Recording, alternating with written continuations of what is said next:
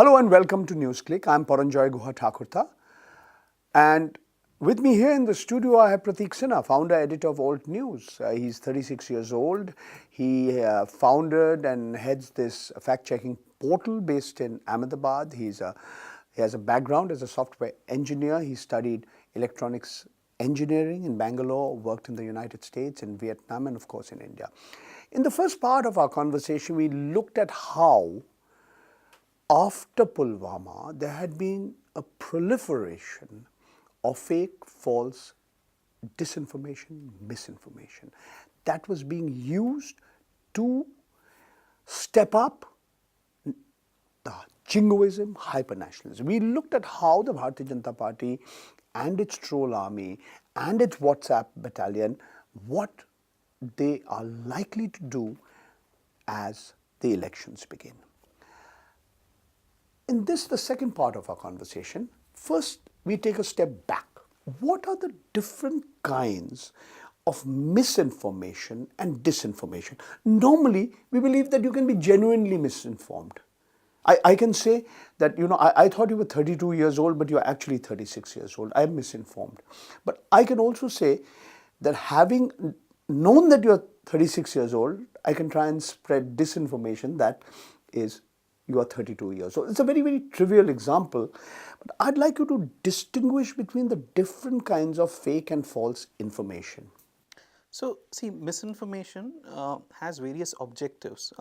So, we have to look at this in two ways. Number one, we have to establish that it is organized. And while, so Alt News, I think, sets itself apart from some of the other fact-checking websites because what we have often done is like we have gone down, so let's say there's a website which is putting out misinformation or / disinformation, we have gone down and found who's actually running the website and found whether they have any links with any party or not. That means you physically visit? Not physically visit. This is all internet forensics. So, figure out, so you go to the URL, the Universal Resource Locator. I'll give you an example of one of our latest stories. There's a Facebook page called the India Eye. Okay, and now this Facebook page also is there on Namo app. So Namo app has a section called My Network, which is like a social media network, and in which certain accounts are followed automatically, which includes Mr. Modi's account himself, Ravi Shankar Prasad, all these ministers, and one of the accounts is the India Eye. Now, we did a two-part story. The first part where we showed how the India Eye puts misinformation on a regular basis, literally on a daily basis. And what we showed was that the India Eye website, if you look at the IP address, for example, it belongs to a company called Silver Touch Technologies in Ahmedabad. Okay, if you look at who bought that website, it is a person called Himanshu Jain, who is a full-time director of Silver Touch Technologies in Ahmedabad.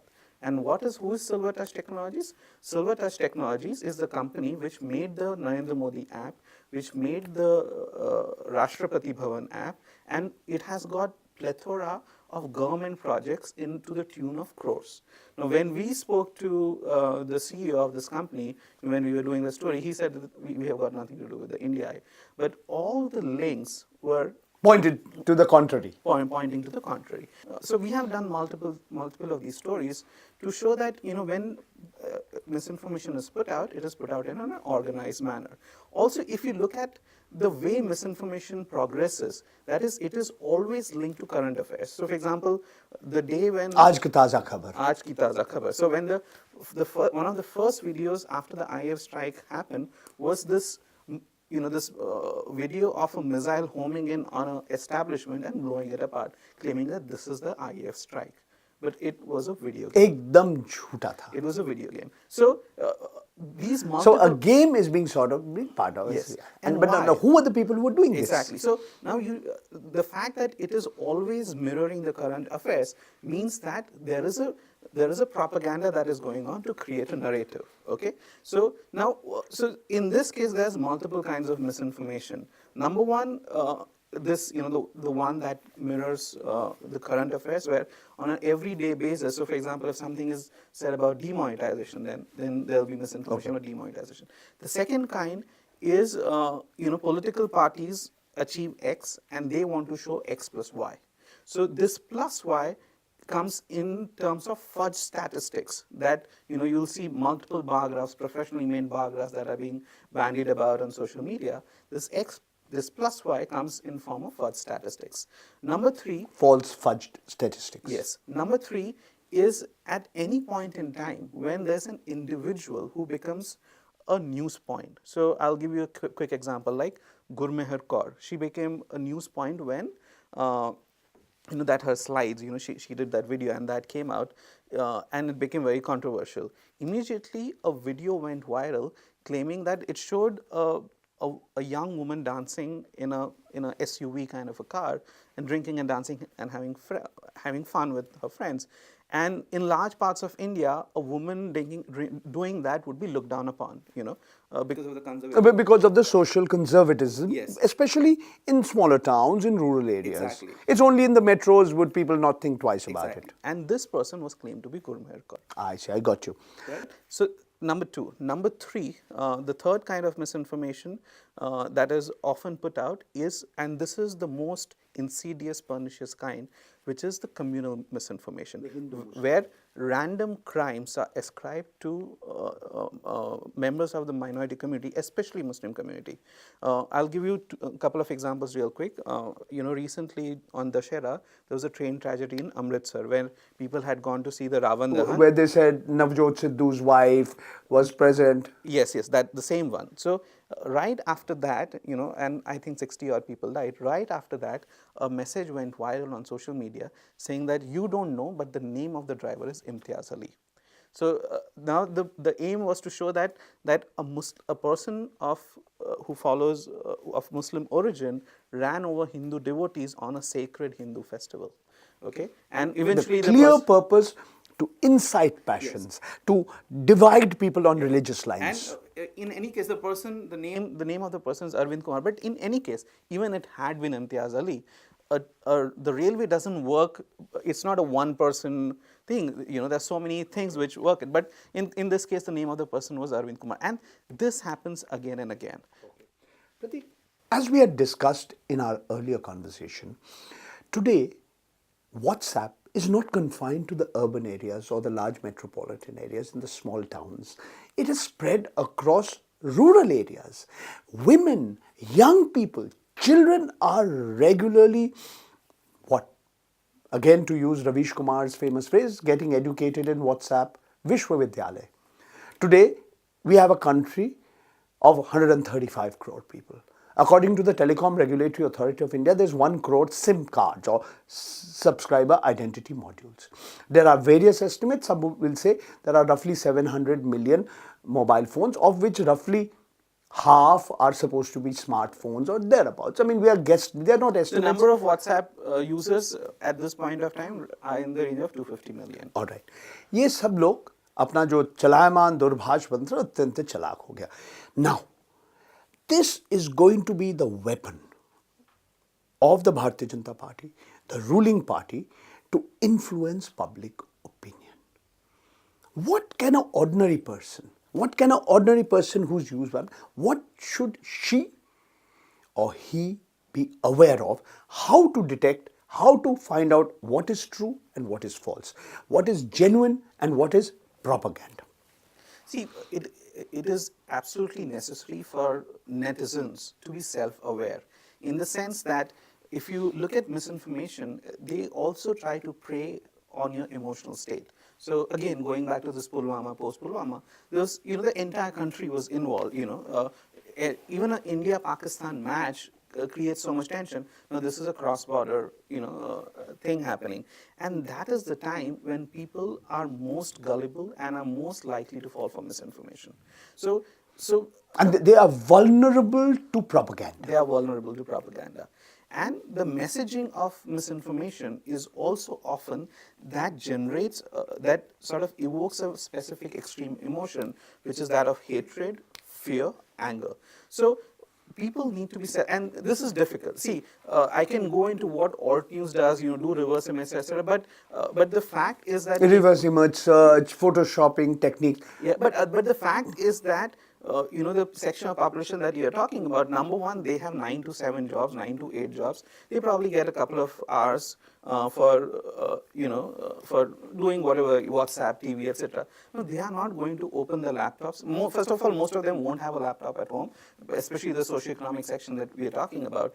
And even if they did, they are not going to go to the laptop and do Facebook, do Google reverse image search, etc. So I won't even or find out different techniques to this. Yes. Has this video been manipulated? Has this audio track been Yes. cut and pasted, Yeah. etc.? Haji. So people are not going to have that time or the inclination to do that. So at that point in time, then you need to be self-aware of what's happening around you. If there is any information which is trying to tickle an extreme emotion of yours, you always have to be circumspect, because that is where Have to be careful, have to be circumspect, Yes. and not immediately forward it to everybody you know. Exactly, because that is what they want. They want to tickle a specific emotion so that you go and press that forward button as a intuitive thing, and that is what you need to stop. That anytime there is this kind of misinformation which is likely to create a social communal discord in the country, then stop yourself and get a more well-rounded perspective.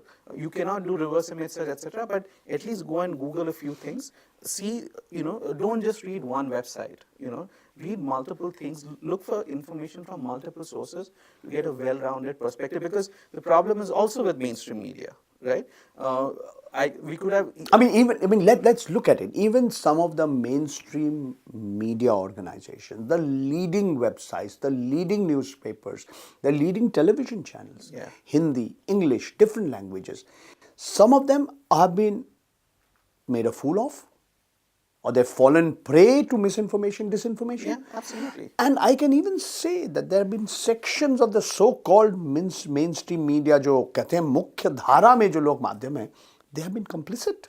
They've been complicit. I'll give you one example. Najib, for example. Even now, the fact, TY published a front page story that Najib, showing a link between Najib and ISIS, and then the next day they had in page 7 they had a small thing saying denial. Small denial. You're talking about Yeah. the student of Jawaharlal Nehru Yeah. University, Yes. who we still don't know where he is. Where he is. Now, he's missing. Now that clipping is still viral.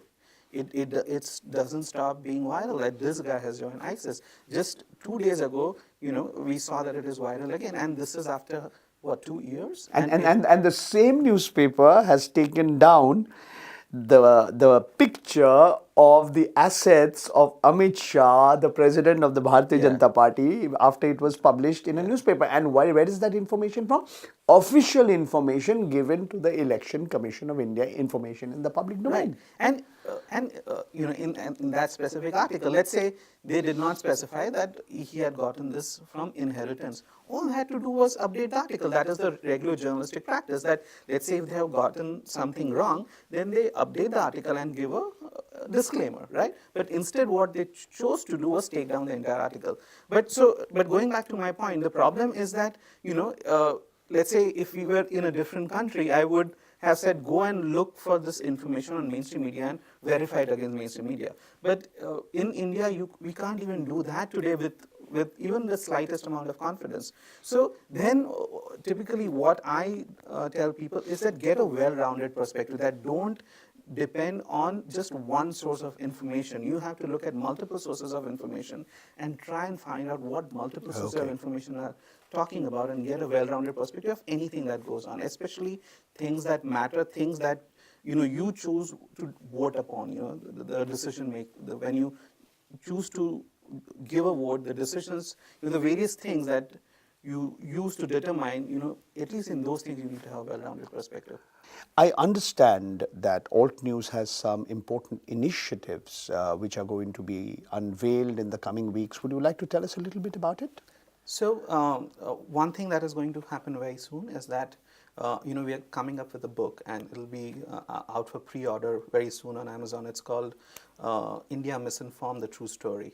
And there, instead of looking at single stories, we'll give a whole well-rounded perspective of the whole misinformation ecosystem. Besides that, the question of how to find what is true, what is false, we are also working on an app, a mobile phone app, where you can upload images and videos, and for stories which have already been fact checked by us, will give you an instant response, so as to make it easy for you on a day-to-day basis. On the go, you can figure out, you can share things from WhatsApp and figure out whether you got something on WhatsApp is true or not. So that is also, hopefully, will be out in a month, and before the elections. Before the elections Yes. begin in the middle of Yeah. April. Okay, Pratik, thank you so much for speaking with NewsClick. It's been a pleasure speaking with you. More strength to you and your team of 6 or 8 people who are based in Ahmedabad. You guys are doing excellent work, seminal service, I think, in countering fake news, disinformation, misinformation. And the message that's coming through from Pratik Sinha is straight, sharp, succinct and clear. Be careful. You have to be aware of what you read on WhatsApp, what you share on the social media. There are people who are being paid to emotionally excite you. There are people who are trying to influence you, your political views. Be aware, be careful.